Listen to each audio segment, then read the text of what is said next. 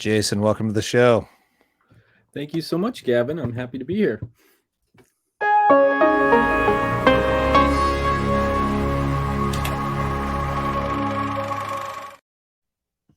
All right, so today we're talking about your short film, Boy in the Dark, which is available on Reveel'd.net right now, which means if you haven't seen it and you're watching this, maybe you want to go to Reveel'd.net, sign up, get your free account, and then you can watch Boy in the Dark along with a bunch of other great content with more and more coming so fast I can't even keep up with it and doing these interviews. So that's a good problem to have if you're a streaming service.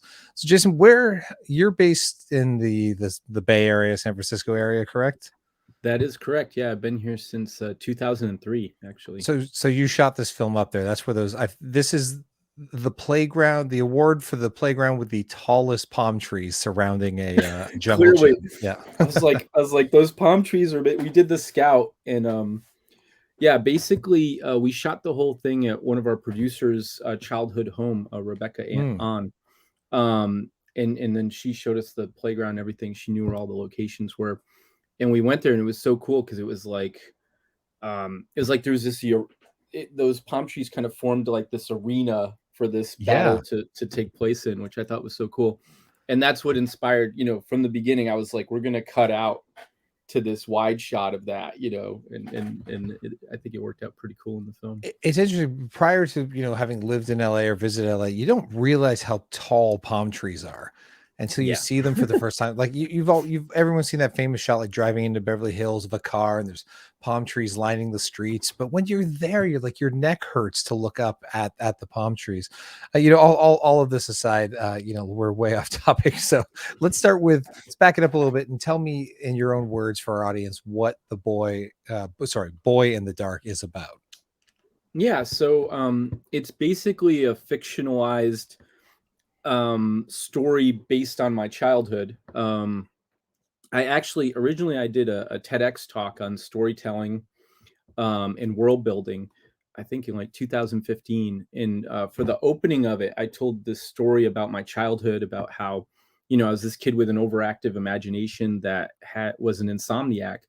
And, I like to draw and stuff. So what it was is I just have these night terrors where I was just like pinned to my bed and like terrified, and I couldn't really sleep normal hours. So my parents would send me to bed at like 9 p.m., but I'd be staring at the ceiling till like, 1 or 2 in the morning. And every set of like car headlights that came by, I thought was an alien ship that was coming to like abduct me. And I was so freaked out. So I ended up making a deal with the monsters in the dark that I would draw them and give them flesh if they would protect me. And then I overcame my fear of the dark. So Boy in the Dark deals with a version of that's more fun, that has like actual monsters in it that we created. And it also deals with another thing that I dealt with in my childhood, which was bullying. Jake, the main character in the story, he's recently lost his mom, and his dad's taking that really, really bad. He's doing like heavy drinking and isn't really there for him. So, Jake ends up having to come up with his own way of dealing with the bullies and kind of like, standing up for himself so that he can kind of be on the path to healing from the loss of his mom, which is what he does through his art, through his sketchbook. I was just say I went through bullying as a child too, to the point that there's a 6th grade wedgie that I swear I can still feel. Oh my God! And if I walk incorrectly at all, it's largely based on that very particular wedgie. I got hung on a hook once. That was fun, by my underwear. Well, I mean, you know what? You should probably write that underwear company and tell them they've done a great job, quality product, because it didn't tear. And it was like too good a quality. I wish it was worse, and it would just tear right away. That would tear right away. You need almost like breakaway pants for bullying. Yeah. Hey, listen, we should get into that. We can invent that underwear for bullied kids, for young kids everywhere. Yeah. How so we see him sketching in this. Is this a Titanic thing where the hands actually sketching are your own and not his? Those are the director's hands. Yeah. Because I know that you're an artist and you've done comic art and whatnot. So tell me about trying to make sketches that fit like something that a child of his age could do? Are you scaling back your abilities to make it, to make it work? It's more like, it's funny. It's part of it's like sense memory kind of stuff. And Hmm. then other parts of it is just, I've been drawing for so long, since I was like 5 or something. I think my mom let me mess around with her like sketchbook because she used to draw and paint and stuff, and we'd have paintings of hers up on the walls. And yeah, she just let me just defile her sketchbook from like college or something when I was like really little. So I was drawing, and then by the time I got to grade school, they were like, "Oh, you can draw." So then I was like, "Oh, I can draw," and so I kept doing it. But I remember in grade school, like around the time that I was Jake's age, I used to draw things like I illustrated like stories for our English class and stuff like that. We did like a little news, like a little book or something. And it was kind of like the first comic book stuff I ever did. But with pencil, I just kind of naturally draw that way. If I let myself, if I'm not trying to be more realistic, I can just, kind of do it in that more childlike 12-year-old headspace or whatever. And yeah, it was fun. And part of the Indiegogo that I did beforehand, part of the campaign was doing like a sketch a day. So that's how I filled Hmm. Jake's sketchbook beforehand. So I was already very practiced at just doing these things. And it also came from another thing that I used to do in school, which is what we would call scribble drawings, where we just kind of, even a friend would like scribble on a paper and then I would draw something out of it. So I believe that's where a lot of those sketchbook pages came from, except for like, the portrait of Diana, who's the key character Yes. Yeah. that's almost like an avatar of his mother in the underworld. Now that she's died, he's turned her into this like spider queen, and she's got like this whole mythology behind it. If we ever made a feature of it, we'd get into all that stuff. There was that one film that came out that's kind of similar, the When a Monster Calls or something like that. Oh, no spoilers, because that's on my never-ending list of things to watch. I Yeah, haven't no, seen it, I so actually I haven't been able to bring myself to watch it yet, but I noticed like the kids drawing and there's a monster, and like I was like, oh Hmm. man, yeah, this feels very familiar. But When it I comes think a to that lot of kind of kids go through it. production, that production design, like you have, you always see in the script to be like a notebook filled to the brim with elaborate drawings, or Yeah, seven would be, John Doe's, rooms full of who diaries, made who made yeah, the or 200 journals? walls That yeah, plastered with sketches and etchings that only show up in a black light.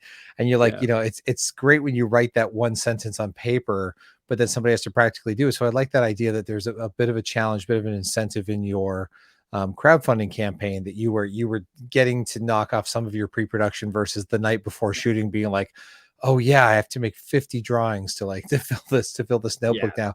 And I like that we get to see them in detail in the end credits as well, because it organically fits the story. But then, I feel like your drawings obviously must have served as the pre-production and design sketches for what the makeup would look like. What's that process of bringing those drawings into the real world, working with a makeup team?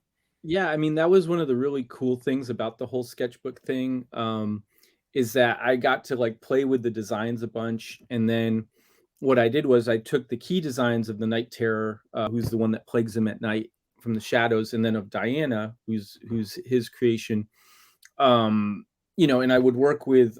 We basically worked with Pandora Effects and my good friend Margaret Kerrigan, who basically we kind of designed the looks together. Where she saw the initial sketches, and then she'd start sculpting, and then she would kind of do her version of what I was drawing. And sometimes once I started seeing her sculpts too, I would draw it more like how she's doing it. Mm. And then the thing that brought the whole look together, especially for Diana, was Rachel Dagdagan. She did this amazing, like Francis Ford Coppola style Dracula wig for Mm. Diana that was amazing and super shaped. And then she also made her dress, which was made to look like the black and white pencil drawing, which was really cool. And that's so that kind of that merging of like my drawings and designs with Margaret's makeup effects work, which is amazing, and then Rachel's hair and dress design is what made it all all come together. And we didn't even see the final thing until we were on set, and they were like, "Whoa, this worked," you know. And So a simpler filmmaker like myself would have the character coming out of the bedroom closet, and I would use a smoke machine or a fogger, and I would blast some color light through it. yep. You often in your work choose to go with like, we don't have to discuss what the budget was, but I'm assuming for a short film, you're trying not to break the bank. You don't have Industrial Light and Magic doing your special effects. You're Yeah, often doing that's some for of them sure. on your own. Why the choice to go sort of effects heavy in sort of some of the character design and that's sort of smoky misty effect. How challenging is that to go from page to execution, knowing that you're doing a lot of those effects, Yeah. yourself or with a very small team? So the budget, I think, was around 6 grand maybe total. Hmm. And I shot it and did the production design and directed it myself and wrote it. But I used a very cool trick actually for like all that black smoke Hmm. is actually just smoke. It's white smoke shot over black that I inverted. Okay. And then you can just multiply it in. So it was super easy to actually comp it, and then you just have to kind of roto it a little to clean it up and choose what parts of the smoke you want to use. But it actually works awesome because it looks better than CG smoke. And like when he comes out of the smoke, like when he kind of like steps out of it, it's one Hmm. of my favorite shots. And then for the ray of light she shoots out, that was actually my buddy Christopher Logan, who is my VFX soup. He's worked on like big things like Bolt for Disney, and like he worked on like Mars Needs Moms and a bunch of other stuff. And then he went on to be a lighter on things like Red Dead Redemption 2 and GTA 5. So he handled just kind of like some of the more complex stuff, but the rest of the stuff I did just because I couldn't afford anybody to do it, which is how I did most of the stuff in my other film, ZTV, as well. It's just like, how it is. It's like, if you don't have the money for someone, you just got to step in and do it yourself, which I know you do a lot of as well in your work. I avoid special effects like the plague, visual effects Yeah. and digital Which is effects. smart. Very smart. how do you how do you go about casting kids? Finding the right child actors and young actors is Yeah. notoriously one of the most difficult processes. They come with less experience out of the gate as an adult actor, and sometimes that casting that net is a little wider to find them. How did you fulfill your search for your lead? Yeah. So, we did a kind of open casting call. And honestly, I can't think of anything other than it was just fated that we got really freaking lucky with Jake, with Tony. It was funny. He was going by Tony Boy Marin back then, but now I Hmm. think it's just Tony Marin now that he's gotten older. But Tony Man like, Marin, yeah, yeah, like Tony we Adult maybe Marin, yeah. saw, yeah, like we saw like maybe 10 kids at the most. And like, he was just perfect. And honestly, he was such a consummate professional and like was always prepared. And he was like my rock on set because running around, lighting the stuff, shooting it, directing it under like crazy conditions with so little money was really stressful. But the thing is, like, he just killed it every time I put the camera on him and rolled.